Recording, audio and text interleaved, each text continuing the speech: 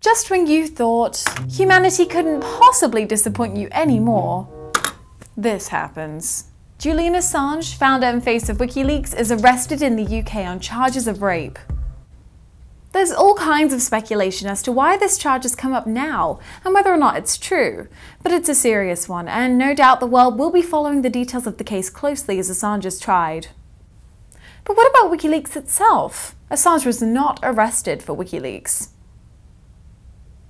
Many people still don't know how they feel about the site. In some ways it seems rambunctious, and in other ways it seems like a fair consequence of free speech. Journalists and thinkers from all over are still divided and unsure about how they feel.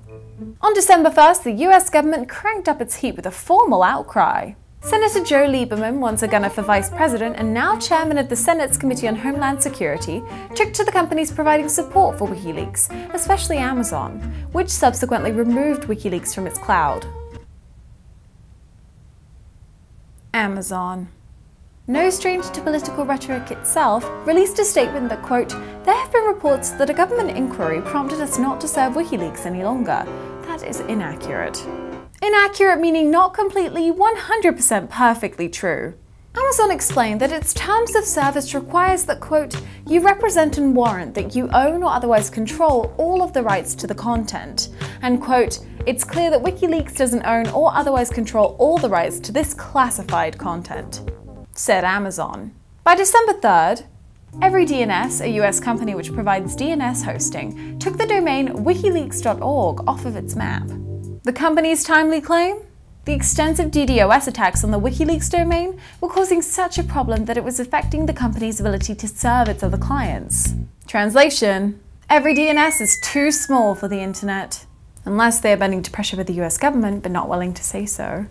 Now, PayPal is out too, and the Pirates Bay, the famous peer-to-peer music sharing site forced underground in Sweden, is lending a hand, having been there, done that before. By the end of the day, WikiLeaks was available on over 500 mirrored sites, and now sits on over 1,000. Then MasterCard pulled out. The company said it will no longer accept payments specifically on behalf of WikiLeaks. And for everything else, there was Visa, but now Visa has pulled out too. Visa says it's suspending the WikiLeaks account while it looks into the nature of the business further. Furthermore, a Swiss bank which has been holding the personal finances of Julian Assange said it just closed the account, claiming it was, quote, "misused." Well, all of these in real-life service denials have led to an onslaught of digital ones. The bank that froze Julian's account was taken down by hackers with a DDoS, and Operation Avenge Assange is underway by Anonymous, with hours of downtime already affecting PayPal, one of their top targets.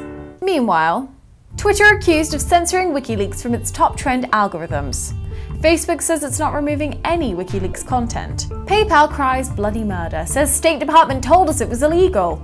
Julian Assange leads Time's Person of the Year amongst widespread calls for his death. Astrology websites flock to analyze Julian Assange's natal chart. But the question remains, WikiLeaks, right or wrong?